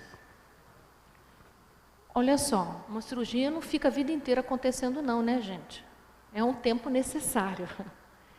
Então, se seus filhos já têm 23, 24 anos, acho que eles têm condição de poder compreender esse processo de separação. Embora sempre dói, tá? Não há possibilidade da gente se separar do marido, da mulher, sem que sinta dor. É impossível. Todo mundo sofre um pouquinho. Você, o parceiro, os filhos. É assim, a vida é assim. Ela se constitui de dores também, faz parte. Então, que consequências tem? Consequências naturais. E acho que a gente é adulto o suficiente para ir administrando essas consequências naturais, né? Agora, em relação às cirurgias psíquicas, né, que Emmanuel diz que a gente tem a possibilidade de efetivar nesses laços diferentes, continuam atuando. O fato da gente estar em casas diferentes não impede que isso aconteça, né? Meus pais têm uma relação complicada, de muitas brigas e acusações no relacionamento. E muitas vezes eu e meus irmãos nos vemos ocupando a posição de pais na nossa família. Como proceder para contribuir para a evolução deles, como pessoa e como casal, sem trocar a posição pai-filhos? Muito importante essa pergunta, né? Então vamos pensar aqui espiritualmente, né? Como é que a gente poderia ver isso do ponto de vista espiritual? Então, é um casal que tem muitos ajustes para fazer. E nesses ajustes, ainda estão amadurecendo partes de suas almas que ainda não se encontram prontas. E dentro de toda a sua precariedade afetiva, abrir um espaço em seu coração para serem pai e mãe. Isso significa que não é a alma toda que está imatura, uma parte da alma já se encontra mais crescida e pôde oportunizar o cuidado de algum espírito novo. Então, esses filhos precisam olhar para esses pais e entender o que acontece entre eles dois, mesmo que eles requisitem dos filhos serem juízes, resistir a ocupar esse lugar, né? Sempre remeter aos pais a decisão e a responsabilidade sobre os conflitos. Então, não querer resolver, não querer apartar, não querer ficar de um lado ou ficar de outro, mas vocês podem orar pelos pais, entendendo que eles estão resolvendo questões que são antigas, muito mais do que a gente possa imaginar. E ainda tem mais uma coisa, o modo como eles estão se relacionando é melhor do que na experiência anterior. Então, a gente precisa ter esperança, né? O que eles conseguirem melhorar aqui, já está bom. Eu sei que todo mundo queria uma família arrumada, mas deixa eu dizer para vocês uma coisa, ninguém tem família arrumada. Todo mundo tem uma complicação na sua família. Eu tenho, o Alex tem, todo mundo, até Jesus tinha. Então, né, Divaldo tem, Chico tinha, todo mundo tem. Então, vamos ter esperança, nós estamos em aprendizado, está todo mundo na escola. Então, está cada um numa sala de aula, não tem ninguém formado ainda, tá? Tive dificuldade de relacionamento com meu pai, quando criança. Saí de casa para estudar aos 16 anos e somente após sair de casa, nossa relação se apaziguou. Hoje é uma relação amorosa e carinhosa, mas quando estamos próximos, surgem pequenos desentendimentos. O que dizer da nossa cirurgia espiritual? Está todo mundo preocupado com a cirurgia. É, gente, vocês ficaram preocupados mesmo, né? Essa cirurgia está acontecendo desde que vocês nasceram, vocês não se deram conta disso. Então, quando vocês estão em espaços diferentes, né? Você saiu de casa, seu pai ficou lá e tal, essa foi a melhor maneira que vocês conseguiram estar juntos. Que bom que vocês conseguiram uma maneira de poder evitar mais lesões. Que coisa boa, né? Quando vocês se aproximam, a alma de vocês dois lembra as lesões do passado. Então, o que eu queria dizer, você está no caminho certo. Vai se afastar, vai se aproximar, se afastar e se aproximar, até um dia que quando se aproximar vai doer menos, e menos, menos, até um dia que vai ser muito mais gostoso ficar junto do que separado. Isso pode acontecer nessa encarnação, ou na próxima, ou na outra. Se a gente estender o nosso olhar, entender que é um processo. Numa encarnação só, a gente não resolve tudo isso. Costuma-se dizer que filhos de casais mais velhos, chamados temporão, raspa de tacho, nossa mãe, dão maior trabalho. É verdade, por quê? Raspa de tacho e... O último nome é? Temporão. Temporão, raspa de tacho e... Dão maior trabalho. É verdade, por quê? Que dá maior trabalho. É assim. Olha, eu sou quase isso, que eu sou a quarta. Os meus pais eram bem mais velhos, porque era o segundo casamento da minha mãe. Mas o que acontece de importante, né? Eu acho que esse que é a raspa de tacho, que é o último, o bonde estava partindo e ele, ei, peraí, deixa eu ir, veio, né? Então, assim, para esse espírito, é uma bênção conseguir ter entrado no bonde antes dele partir, né? Chega na vida dos pais quando os pais estão mais velhos. Os filhos anteriores ficam morrendo de raiva. Por quê? Os pais mais velhos são condescendentes, já são mais maleáveis, vão dizer mais sim do que não. Nisso, às vezes, podem correr o risco de não darem alguns limites necessários para esses filhos que são temporão. Mas a vida é tão sábia que é justamente esse temporão que na velhice serão aqueles que darão assistência para os seus pais. Então, gente, está tudo certo. Se nasceu temporão é porque era para ser, né? Como a espiritualidade explica quando um filho não sente nenhum afeto por seus pais? Respeito e auxilio-os, mas me sinto deslocado, como se não houvesse nenhum vínculo. Respeito é um vínculo. Se você respeita, que bom. É o passo que você pôde dar. E isso é ótimo. E a espiritualidade te ajuda e te apoia nesse processo. Se hoje você não se sente amado, querido, a gente não sabe o que aconteceu entre vocês na encarnação anterior. Mas a gente sabe que foi esse casal que abriu espaço para que você tivesse uma vida. Aproveita. E ofereça para eles o que te for possível. O Evangelho diz, honrai vosso pai e a vossa mãe. Não diz, amai vosso pai e vossa mãe. É honrar. Honrar é respeitar. Se você puder fazer isso e entender que o melhor que eles puderam fazer por você, oportunizar que você reencarnasse, está tudo certo. E olha para isso com gratidão, né? O que importa é o que a gente pode fazer daqui para frente. Que posição tem as famílias não nucleares nesse plano de estrutura familiar? O que seria isso? Famílias não nucleares? Famílias não nucleares. É o quê? Avó é avô? Sei. Eu achei que fosse um termo técnico que você conhece. Não, a família nuclear é quando é o pai, a mãe e o filho, né? Qual seria o papel de quem está em torno? Acho que sim, tios, né? Outros... Os tios, os avós, eles têm que tomar um cuidado enorme para não ocupar o lugar do pai e da mãe. Mesmo quando a gente veja, mas a mãe é precária, o pai é precário. Sim, pois é precário, mas é a mãe, mas é o pai. A gente pode ajudar a mãe a ser mãe, mas não ocupar o lugar dela. Pode ajudar o pai a ser pai, mas não ser pai no lugar dele.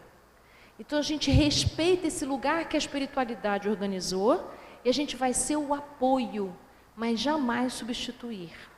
Quando a gente substitui, o que a gente quer é poder. O amor respeita o lugar de cada um. Então a gente pode apoiar uma família nuclear, mas jamais substituir. Se aquela criança tivesse que ser filho da avó, não seria neto. Então a gente precisa olhar isso com muito carinho. A família se tornando cada vez mais rápida, mas há casamentos se desfazendo rápido também. Imaturidade dos jovens ou dos pais? Que força prevalecem na atualidade? Realmente tem muitas separações acontecendo muito rápido, sim. Mas não é só a separação que está sendo rápido, tudo está muito rápido. Nós estamos num desespero, né, para chegar em algum lugar que a gente não sabe qual é. Vivemos ansiedades desnecessárias.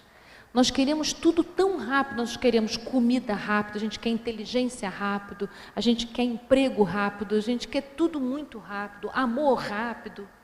Então, quando a gente começa a sentir insatisfação, a gente acha que a solução é ir embora de tudo aquilo que está ruim ou insatisfeito. Nós estamos com dificuldade de poder aprender o valor da repetição, da persistência, da sustentação. Eu não estou querendo dizer com isso que a gente tem que ficar em situações lesivas, ficar em relacionamentos violentos, não é isso que eu quero dizer. Mas antes de você escolher o ir embora, é importante poder ver se você pôde visitar todos os recursos da sua alma antes de decidir isso. Será que você não está tendo uma atitude apenas para se livrar, né? Ao invés de resolver essa questão? Então, eu sei que cada caso é um caso, é difícil eu falar assim de um modo geral, né? Mas é importante a gente poder ver que tudo causa impacto. Separar, casar, namorar, ter filho, são laços sagrados que a gente está mexendo. Não há como passar por isso sem que haja consequências. Ainda nesse contexto, e quando eu fujo do meu país de origem para morar em outro? Estarei eu fugindo com meus compromissos com meu país? Com meu país? Eu acho que, de novo, cada caso é um caso, né? Às vezes é possível que onde deu para você nascer foi aqui e a sua tarefa era em outro lugar. Pode ser que esteja acontecendo isso com você. Então, nesse caso, eu não consideraria uma fuga. Ou pode ser que você esteja realmente fugindo. E aí você vai realizar o que for possível em outro lugar. Mas mais cedo ou mais tarde, se a sua tarefa é aqui, se você tem compromissos aqui, você vai voltar, ou nessa encarnação ou noutra, né? Mas sempre lembrando que a espiritualidade maior aproveita tudo o que é possível, aproveita o nosso sofrimento, aproveita as nossas escolhas. Então, onde quer que você vá, se você estiver afinado com os propósitos do bem, o melhor vai se fazer. No caso de um aborto provocado, como entender o pouso de desligamento colocado por Emmanuel? Excelente palestra, parabéns pela clareza em sua exposição. Aborto é um assunto difícil, né, gente? Nesse livro tem um texto sobre aborto, tá? Vai todo mundo comprar Vida e Sexo depois. O aborto impacta a vida da mãe muito mais do que a vida do pai. Não quer dizer que ambos não sejam responsáveis, mas é uma lesão física poderosa, uma lesão energética. E é preciso que a mulher que passou por essa experiência, que é dolorosa, mesmo quando ela não decide no seu melhor lugar, que ela possa se dedicar a curar essa ferida. Porque há compromissos que a gente se enlaça na vida anterior, na espiritualidade, nessa. E o aborto é uma experiência que a gente abortou, né? Uma experiência de amor que a gente adiou. Mas adiou de um modo que traz muitas dores para a mãe, para o pai e para o filho também. Então precisa de cura em muitos níveis. Para você se dedicar a essa cura, não pode ser com julgamento, não pode ser considerando que você é má, que você é errada, ou que você está condenada, ou obsediado, ou qualquer coisa parecida com isso. É preciso um processo grande de compaixão por esse momento em que você escolheu esse caminho.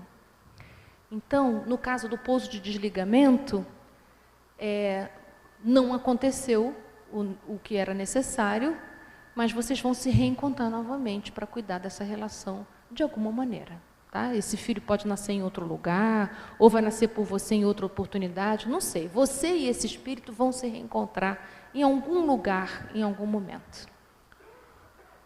Qual o papel do filho único?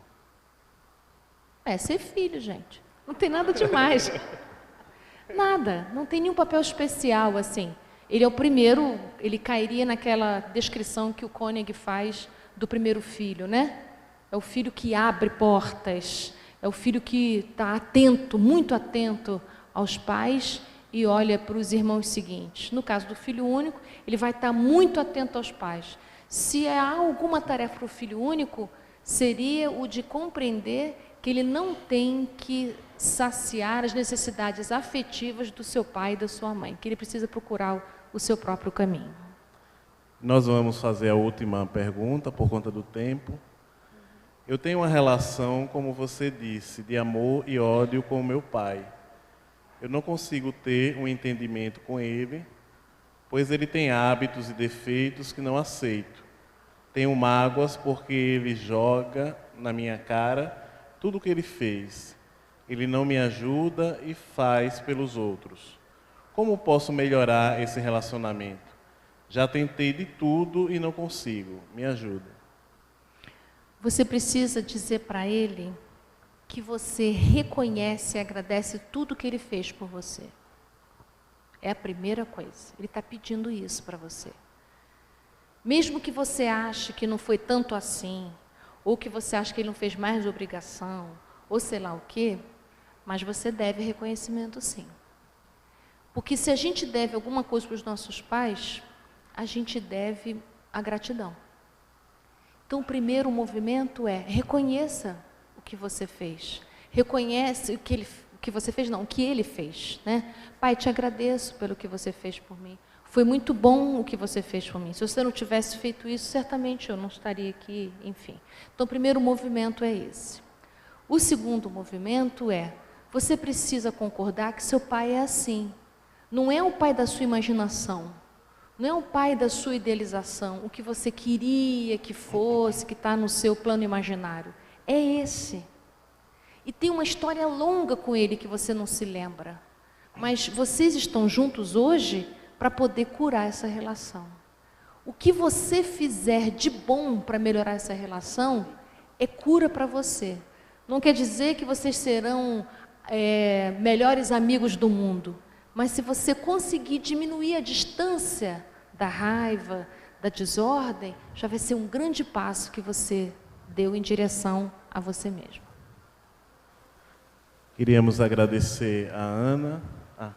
Espera aí, só um instantinho, antes de eu terminar. Eu vou ler só a frase da cirurgia espiritual, vocês falaram tanto, né?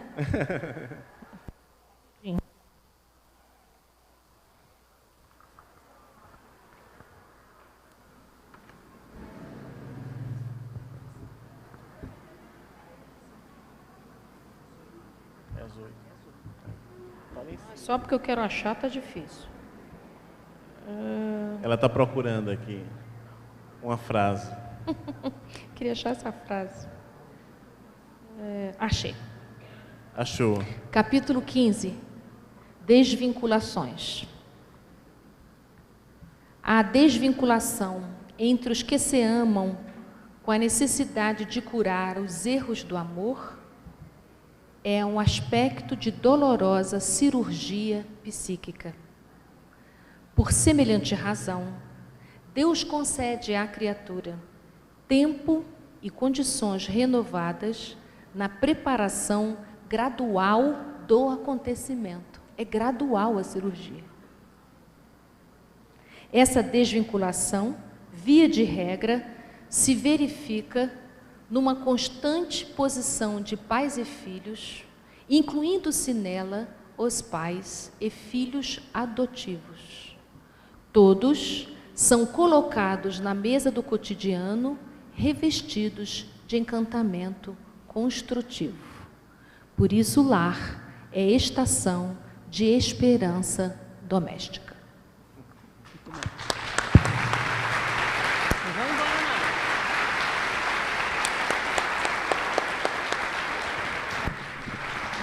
Nós queremos agradecer a presença da Ana Tereza, por ela ter vindo até aqui, São Carlos, falar conosco sobre esse tema tão importante. Muito obrigada por sua disponibilidade. Não se levantem. Tem alguns avisos. Não esqueçam amanhã dos crachás, tá? E quem se lembrar, traga suas canetas também, porque amanhã nós temos Alberto Almeida, né? Que vai ser maravilhoso. E ela também, sim, Ana Tereza também, mas amanhã temos a palestra do Alberto Almeida, então cheguem cedo, não se atrasem, venham com os seus crachás, tragam suas canetinhas, porque amanhã vai ser uma rodada nova e muito boa. 7h30 a gente abre aqui, tá? Das 7h30 nós já vamos estar aqui esperando vocês, certo? Mas antes de sair, então, para não perder o nosso formato de todas as casas espíritas, nós vamos convidar o Arthur para fazer não vai fazer? Vem fazer a prece de encerramento. As cidades, nós queremos agradecer também as cidades.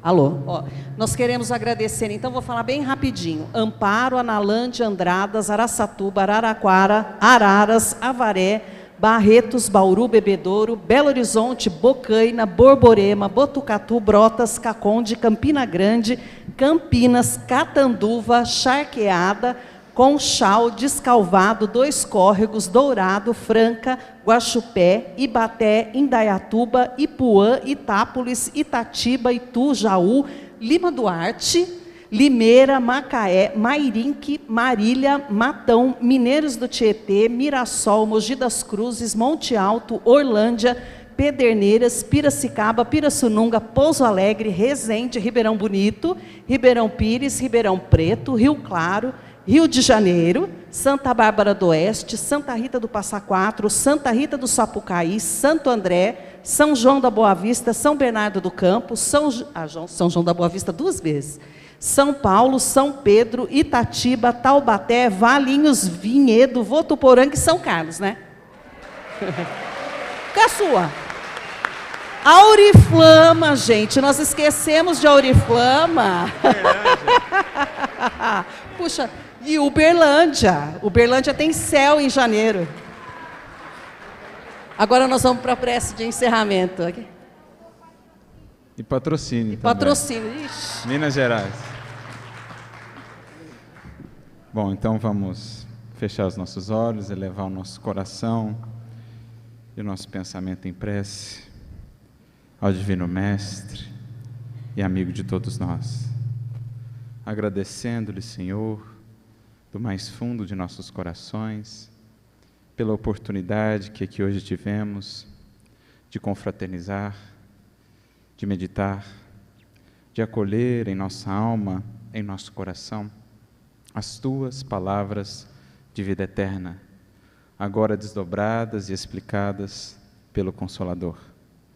Obrigado, Senhor, pelo pão com que nos alimenta a alma, que tem sede de infinito e de eternidade. Que possam as Suas palavras acalmar o nosso coração aflito, trazendo-nos nova luz, nova fé, mais esperança, a fim de que no mundo possamos ser nós os mensageiros da bonança, que vem sempre depois de toda e qualquer tempestade.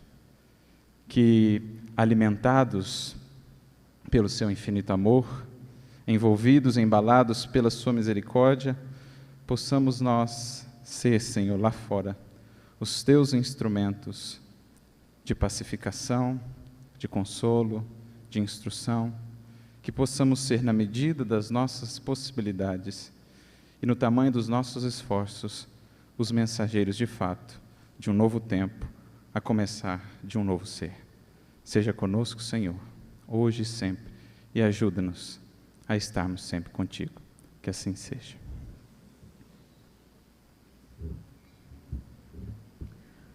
Agora vocês podem ir.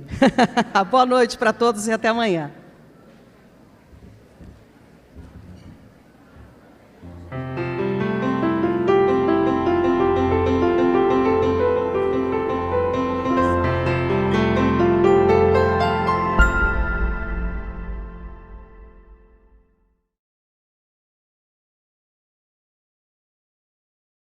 Rede Amigo Espírita, uma ferramenta de união, interação e divulgação do movimento espírita. Acesse www.redeamigoespírita.com.br e confira nosso acervo disponível. Rede Amigo Espírita, divulgando, instruindo e unificando.